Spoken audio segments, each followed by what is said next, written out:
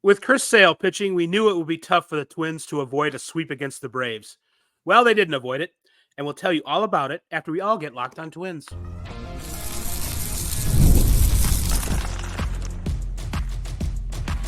You are Locked On Twins, your daily Minnesota Twins podcast. Part of the Locked On Podcast Network, your team every day. Hello again, everybody, and welcome back to Locked On Twins, your daily go-to destination for the top Minnesota Twins insight, discourse, and analysis. A reminder that the Locked On Twins podcast is part of the Locked On Podcast Network, your team every day. I'm co-host Dave Brown, a professional writer of some sort since 1998 and a BBWAA member since 2012. Please follow me on Twitter at Answer Dave Brown, if you like. Across cyberspace, from me is Brandon Warren, a Twins watcher for 30 years who not long ago covered the team on a daily basis professionally. He asks, by the way, that you unfollow him on Twitter at Brandon_Warren. In this episode, we will look at another frustrating series loss, a 3-game sweep at the hands of the Braves, which helped to push the Twins 3.5 games back in the AL Central after the Guardians came back to salvage a victory against the Royals. Also worth keeping an eye on is the AL wildcard race, with the Red Sox winning. They're just 3.5 back of the Twins for the final playoff spot. Before we get into the weeds, let's check with Brandon to see who is bringing us this episode of Locked On Twins. Today's episode is brought to you by Game Time. Download the Game Time app, create an account, and use code LOCKEDONMLB for $20 off your first purchase. Terms apply. Download Game Time today. What time is it? Game time. Also, you can catch every pitch of the Twins hometown broadcast with Chris Atterbury and a cast of characters. Just download the SXM app, search Twins. Twins off Thursday. Probably not a moment too soon to have an off day as they are on fumes. But when the Blue Jays get to town, it's going to be Pablo against Gausman. Kevin Gausman, 7:10 p.m. first pitch at Target Field on Friday. If you want to say that Pablo is having a tough year, that also applies to Kevin Gausman. So a couple of guys trying to get things going in the right direction as the season comes to an end. But with that said, let's talk about the Braves series as little as we want to. Well, I'm done. No, I'm kidding. Well, instead of taking advantage of the Guardians flattening out, Cleveland has gone 11-16 in August and 25-32 over the past 2 months, according to my math. The Twins are now just as close to missing the playoffs as they are to first place. There's still an eternity to go. You know, baseball fans, as you all know, the season lasts forever. And it's a good thing for the Twins because it ain't over yet. About 5 weeks left, and they got head-to-head competition against Cleveland, Kansas City, and Boston. But, as Yogi Berra said, it gets late awful early at this point in the season. So who can we blame for this game? Well, Sale was mostly very good. And when the Twins had opportunities to score against him, they mostly did not, and they came up short. The 4th inning started with a couple runners at second and third, and they got nothing after that. And the 6th was similar, if not more frustrating. Manuel Margot had a rough night. He had 2 hits, but after his leadoff double in the 6th, he made a series of perilous base running moves on Ryan Jeffers' single to right. He read the ball poorly. He lurched back to second as if someone was going to catch it. He slowed down coming to third, and then he got some help of the wrong kind from third base coach Tommy Watkins, who waved him anyway to his doom at the plate. Bad idea. And while the Twins did manage to tie the score in that inning, it was 1-0 at the time, and they made it 1-1 later.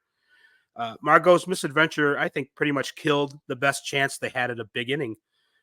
Watkins also seemed to give Max Kepler some conflicting instructions at third base the night before. So that's not helping, Tommy. Yeah, what the heck?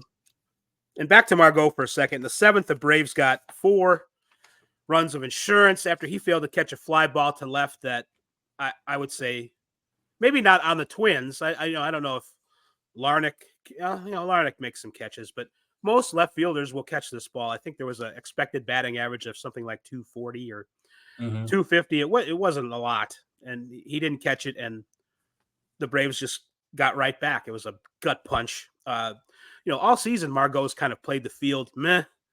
and he's run the bases with a lot to be desired. I wonder if there's been an injury there that he did get hurt in spring training. There was some kind of lower body injury at some point, and he hasn't run like he used to. He's kind of been in decline in that way. He's not even 30 years old yet. I don't think he hasn't been everything that they hoped for sure. And we've heard that about a few of the front office's moves this year, have we not? Yeah, I mean, basically, Carlos Santana has exceeded expectations, and then a lot of the rest of it's just been kind of meh.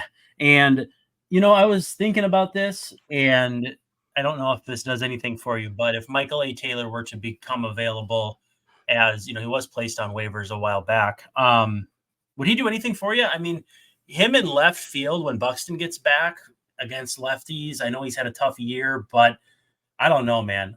The two things he would add to this team are outfield defense and maybe a little more speed. I think I'd be willing to sacrifice the things that Manuel Margot does well for the things that Michael A. Taylor does well, even though he's had a tough season. I don't know. I can't. Yeah, he's MAT is batting about 155. Right. That isn't necessarily. I mean, that doesn't have to doom you. I mean, Ramon Laureano was hitting about that much for Cleveland and then got picked up by Atlanta and has been hitting 290. So sometimes that change of scenery will shock a person. I thought I saw Taylor in the Pirates lineup. Is that possible? Could they have placed him on waivers? And is he still playing for them? Does that make any sense? I swear I looked at the Pirates box score and there he was. I think when you're on outright waivers, until you clear, you're eligible to play. And usually these things don't become publicized. I think a lot of times it actually leaks. So yeah, he's actually played Tuesday, and then whatever happened today as far as coming in, if he came in as a sub, but he definitely started. It's not a DFA kind of thing. No. It's where you replace the guy on the roster, you just put him on waivers surreptitiously, and then people they hate when that they don't. Out. Those scoundrels like John Heyman and back in the day, Mike Berardino used to get those out, and so it's they don't want them to get out. In fact, that's why the Twins stopped putting Joe Mauer on the revocable waivers, where you run guys through back when they could have waiver trades. There got to be so much public discord about people not understanding what it meant that they're just like, listen, we're going to not do this with Joe Mauer anymore just because it's not worth the headache. It's funny that people don't listen. That's so surprising to me that strange, isn't it? Yeah. Although do you have to put everybody on waivers? I know they say like everybody goes on waivers, but do you have to put everybody on waivers? I don't think you have to. No, and I think the fact that it became a thing with Mauer it did kind of bring to attention the idea that why anyway. I mean, again, I know it's all procedural and whatever, but for what purpose? Joe was never playing anywhere else, had a no trade clause and all that. So I don't know.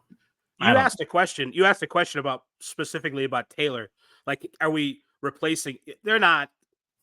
They're not replaced for as much as it seems like we want blood whenever players make an egregious error. Mm-hmm. They're not getting rid of Magoo? Manny Margot. No.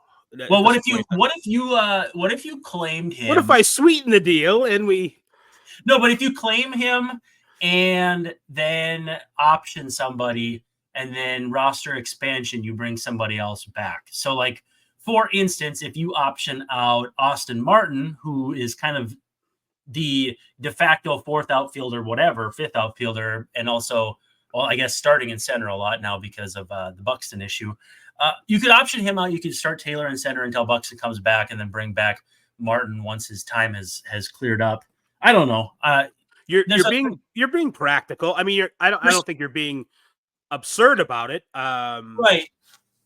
I just think that the time for at this point, the time for like a Michael Taylor level kind of improvement of Manny Margot was month ago. When did the offseason start? No, I'm serious. Like 7 months ago, November. No, the original. They should have got somebody else in the first place, or just put Larnach out there and let him hit against lefties too. I don't know. It seems like a broken baseball player. I mean, it's hard to believe that 5 years ago this was a top prospect. You know, he does seem diminished. Yes, there's a secret sauce missing that he should have had. Where it's like every now and then you just wonder, like, did his controller just disconnect or something? And it's strange. It's just strange. Along these lines, like what can we do? What can we do, like, to panic and make some changes? Thielbar, not effective. He was definitely challenging his inner Okert tonight. It wasn't like the worst performance ever, but he's been downtrending, if that's a phrase, in August. ERA over 5 or maybe worse. I don't know, coming into the game. That wasn't very helpful. It was, and that's another move that, what can you do to replace him? Are we talking about getting Brett Hedrick back at some point? And yeah, I mean, maybe that sounds like a half court heave, but the way another sport, but for as long as he's been out too, he's going to need 10, 12 days, even working an inning at a time with days off. So, I mean, there's no immediate player coming up to help. I mean, Louis Varland was a bulk guy tonight, and so he's not going to be available to come up and do anything anytime soon. And yeah, I think we're reaching kind of like the closing time for Caleb Thielbar's time in the Twins, with the Twins and in the major leagues, and it's too bad.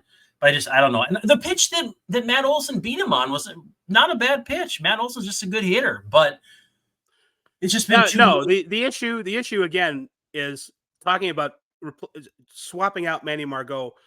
It's for a better player in November. Yeah.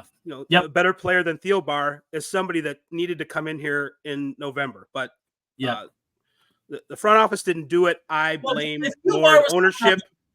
Thielbar's coming off a decent season, though. Like, at least. Yeah, but I mean, they go and they add Okert and they have Funderburk, and they just, it's just, they needed to do better than it turned out. I mean, it's complete second guessing, but it didn't turn out good, did it?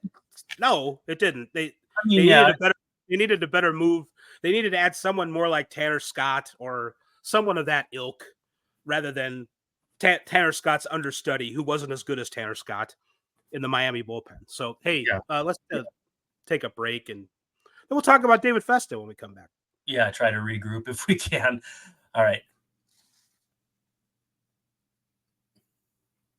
Well, first up is eBay Motors. Passion, drive, and patience are the formula for winning championships and also what keeps your ride alive. eBay Motors has everything you need to maintain your vehicle and level it up to peak performance. Whether you're looking for a supercharger, roof rack, exhaust kit, LED headlights, or pretty much anything else, whether you're into speed, power, or style, eBay Motors has you covered. And with over 122 million parts for your number one ride, you'll always find exactly what you're looking for. And with eBay Guaranteed Fit, your part is guaranteed to fit your ride every time, or you get your money back, because with eBay Motors, you're burning rubber, not cash. With all the parts you need at the prices you want, it's easy to make your car the MVP and bring home huge wins. So keep your ride alive at ebaymotors.com. Eligible items only. Exclusions apply. eBay's Guaranteed Fit is only available to U.S. customers.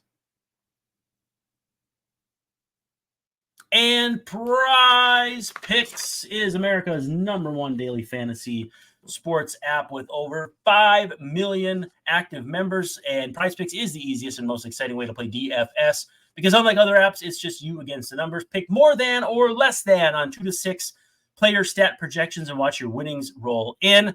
It's kind of funny. I was actually playing softball earlier tonight, and we were in between games, and we were sitting up in the bleachers watching a couple other teams play. And this one guy says to me, "Hey, you know about this and I said, PrizePicks? He goes, yeah, PrizePicks. I've been playing that a lot lately. And I'm like, wow, here's a chance for me to give some love to one of the sponsors. And all he could do was rave about it. He loves playing it. He said it's super easy. A lot of times he plays like pick 4 picks, because it's nice to get a good multiplier. But at the end of the day, too, you're not stretching yourself thin with 6 picks that you need to hit on all of them to get that big win. But you have a lot of options, whether you want to go high risk, high reward, low risk, lower reward. there's a lot of different options, but you can win up to 100 times your money on PrizePicks with as few as 4 correct picks. That's turning $10 into 1,000 if you're not math inclined, just like me. I didn't do the math there. I read it off the sheet here. So sign up today, though, and get $50 instantly when you play $5. You don't even need to win to receive the $50. It's guaranteed. So download the PrizePicks app today and use the code LOCKEDONMLB, and you'll get a first deposit match up to $100. That's LOCKEDONMLB on PrizePicks for a deposit match up to $100. PrizePicks, run your game. I was so impressed with David Festa, as everyone else was, I'm sure. It was the best. Right. Do I have a pun ready? Best of us for the best of us for the rest of us. Oh, I did. Yeah. It's in the thing. Yeah. Grievances. It's time for the airing of grievances. Not enough run support for Festa. That's the problems with you people. He was dynamite. It was his best outing. 6 innings, 6+ innings, pitched into the 7th, 1 batter. He has a 3.13 ERA in August. He's gone 23 innings with 30 Ks and 8 walks. Still, we can do better on the walks. 2 home runs allowed, including 1 tonight against. Did Soler get him in the first inning? So, Yep. The homer, which was basically the bulk of the damage. Right, and then he allowed another run when the bullpen couldn't keep his leadoff walk in the 7th against Ozuna. That was kind of we can talk about that too. But Festa, great movement on his pitches, some filthy stuff, challenging the hitters on the edges of the strike zone. It was everything that we've seen flashes, but everything that we were told that he was. And thinking ahead to next year. I mean, it's a little early to do that completely, but just thinking about the rotation, Pablo, hopefully a healthy Joe Ryan, Bailey Ober, and Festa. I mean, that's 4 guys. And then all you got to do is advance Simeon Woods Richardson a little bit. I don't see. Hey, it's great. And the poll ads love it because you don't have to buy another pitcher and we don't have to worry about that. So, but yeah, Festa looks great, and I'd feel much better about it if the season wasn't falling apart otherwise. Can I give you some numbers? Oh yeah. Since his first 2 starts, and again, I'm not trying to be arbitrary here, but that was the first 2 that really ruined his numbers. I mean, he's got a 4.89 ERA because of those first 2 starts. In his 7 outings since, including a quick relief outing, or I guess maybe he worked behind an opener. I can't remember how it worked against the Phillies when they beat them on July 24th. But nevertheless, 32 1/3 innings, 43 strikeouts against 11 walks. That is a 193 average against, a 3.06 ERA, a 1.05 whip. I'm trying to pull up the strikeouts per 9 because my math ain't mathing right now. That is 11.97. So effectively 12 walks per 9. Probably about. What about strikeout percentage? They always say strikeout percentage is the one to go to. That it's true. Pitcher strikeout percentage. I got to pull it up here because I could have looked that up too. 32.8%. So dang, that's really good. It's hard for me to be too upset with how the rookies have pitched. Like, if you had traded for Michael Lorenzen at the expense of the starts that Zebby Matthews is giving you, I get it. Like, Zebby's been pretty dang good. But with that said, it cuts both ways. I still see the frustration of you could have gone and gotten this guy or this guy or this guy, and maybe things would be a little different right now. Again, I don't think the Twins are necessarily circling the drain. I think they're running on fumes. But I also think that, they just need a reset on Thursday, a day off, and then see what they can do against Toronto. The season is not over, and it's, again, as I always harp on, things will get better or they'll get worse, but they will not stay the same. By the way, did you see Willie Castro was 1 for his last 40 from the right side? I hadn't noticed that. That's for that sure. number jumped out at me on the screen, and then he gets a base hit, drives in the first run of the game, and it was I don't know, it was a bit of reverse psychology, but it had escaped me that he had been that feeble against left-handed pitching. Do you think he had the game in his ear? Maybe he tuned his the pitch comm to the game and the broadcast. He heard 1 for 40. I got to fix that. The old man used to do that at hockey games in my hometown. They'd bring the radio to the game and listen to the game while they were watching the game. I never understood that. Well, people love to put Vince Scully on their radios at Dodger Stadium while they're sitting there at the game, and then you'd hear him in the stands. And I don't know if it was was it instant or was there any delay?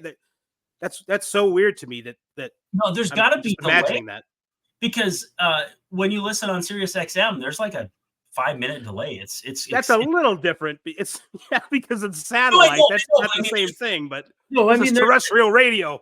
No, I know. I would guess it's probably about as close as the TV delay. Yeah, some kind of echo anyway. I don't know. But it would have been still nice to hear the dulcet tones of Vince Scully. But yeah, Willie's up there at the plate and he's like, 1 for 40. Oh my God.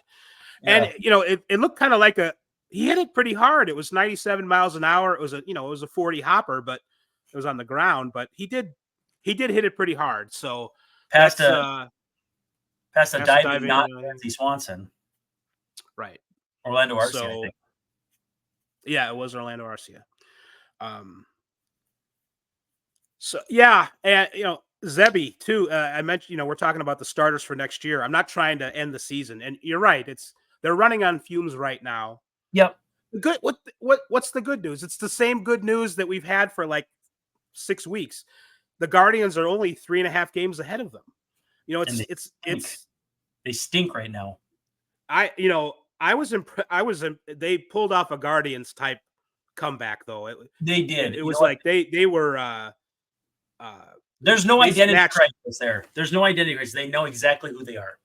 No, yeah, they rescued themselves, but it seemed like they were ready for it. I do kind of marvel sometimes at how resilient and obnoxious and annoying the Guardians are, with their bloop singles and their whatever. I heard Rick Manning, their TV analyst today, he's like, I don't care how hard you hit the ball, just as long. And I tuned out the rest of the whatever it was he was saying. He literally said that though. And of course, if you saw Rick Manning play, he choked up about this much on the bat. He didn't care how hard he hit the ball because he could not hit it hard. I mean, he was an effective major league player, but he was going up there with a pool noodle, basically, and hoping to single over the infield every time. So he loves these guys. I bet he said, "She gone" after it. So, on that note, let's break some more. Yeah, we'll do our last break while you go to Kaufman Stadium and wrap this thing up. Hey, shut up.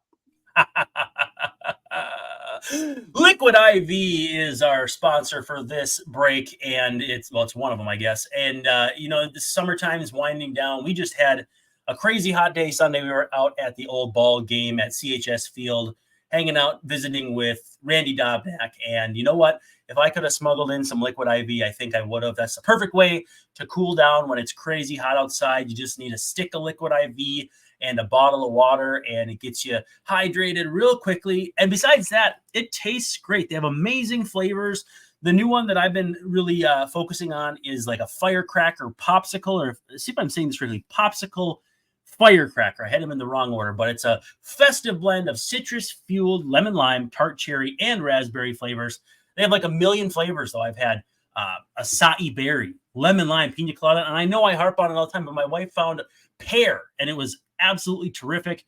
Tear, pour, live more. It's just, again, a stick plus 16 ounces of water, and it hydrates better than water alone and better than the other guys. It's powered by Liquid IV Hydroscience, which is an optimized ratio of electrolytes, essential vitamins, and clinically tested nutrients that turn ordinary water into extraordinary hydration. It's got 3 times the electrolytes of the other guys, along with 8 essential vitamins and nutrients, and it's always non-GMO, vegan, gluten-free, dairy-free, and soy-free. So no matter what your restrictions are, it's a pretty good chance you can still sneak this into your repertoire. No more thirsty summers when you indulge in hydration. With Liquid IV, you can get 20% off your first order of Liquid IV when you go to liquidiv.com and use code MLB at checkout. Again, that's 20% off your first order when you shop Better Hydration today using promo code MLB at liquidiv.com. And finally, it's game time. Got to give some love to our folks over there. If you are looking for an event, and it's pretty much any kind of event, sports game, concert, comedy show, you name it, Game Time has it. You download the Game Time app, or if you got to do it on the browser, it's gametime.co. So make sure you do that. Has a new feature called Game Time Picks that makes getting tickets for your favorite live events even easier. Filters out the fluff to show you incredible deals on great seats so you don't have to waste time searching through thousands of tickets. Also, there's a 50% off Labor Day offer for the Diamondbacks Dodgers game. So if you're in that area, make sure you check that out as well. Twins tickets are obviously a very, very natural thing to get. We used Game Time for Saints tickets here this last weekend. We had seats and my in-laws were not doing anything that day. So I thought, hey, let's hop on the app and see what we can find. And would you believe it? The 2 tickets right next to us were available. So we bought those, got to sit with Mimi and Beepa, if you ask my little man, and had a real fun day at the yard. But again, it was real hot, which is a nice callback to our Liquid IV sponsor. So Game Time, though, toggle the all-in pricing, and you can see what it's going to cost for you to get in the door. But again, you have to toggle that on, and it's a great feature, though. You know exactly what you're going to pay to get in. Take the guesswork out of buying concert and sports tickets with Game Time. Download the Game Time app, create an account, and use code LOCKEDONMLB. You'll get $20 off your first purchase. Terms do apply, but again, create an account. Redeem code LOCKEDONMLB for $20 off. Download Game Time today. Last minute tickets, lowest price guaranteed.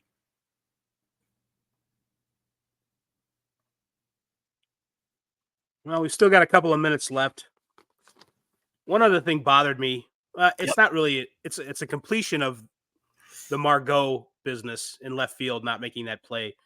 Right before that, Alcala made a really nice play to get a runner at the plate to cut off a run. And it looked like maybe the Twins could get out of it down 3-1. And if it was like 3-1, maybe the offense could conjure something in the last couple innings. Even good challenge by Rockhead besides. Oh, absolutely. And he was out. It was you got a challenge there anyway. You just have to at that point in the game. But Alcala comes in. Alcala has not been, he's kind of got the same thing going on as Duran. You see him, he's throwing 101, and it's not good enough. And it's not been locked down. So it's not been locked down Twins. But he makes this great play. And, there's no such thing as momentum as baseball. It's a big lie. Yep. There's no such thing as momentum in life either. Yeah. Because then Margot can't make this play in left field. That Alcala makes this hard play. Can you tell I'm irritated?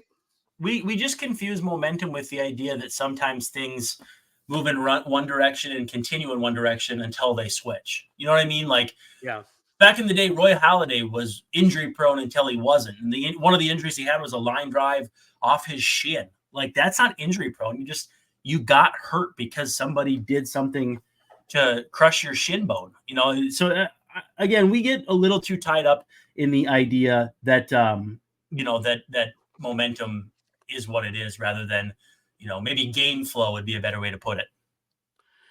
And that sort of ties into what we're saying about the team's state in general. That they're in a tough spot right now. It doesn't look good. If I had to bet on their chances, what the end of the season is going to look like, it might not be nice. But also, it doesn't necessarily mean that things are over, because we have 5 weeks left. And, we've seen it time and again. There's plenty of time for them to turn it around. Well, and with a good push. I hate to keep going back to it, but again, the Rangers last year couldn't get anybody out late in games and lost 16-20.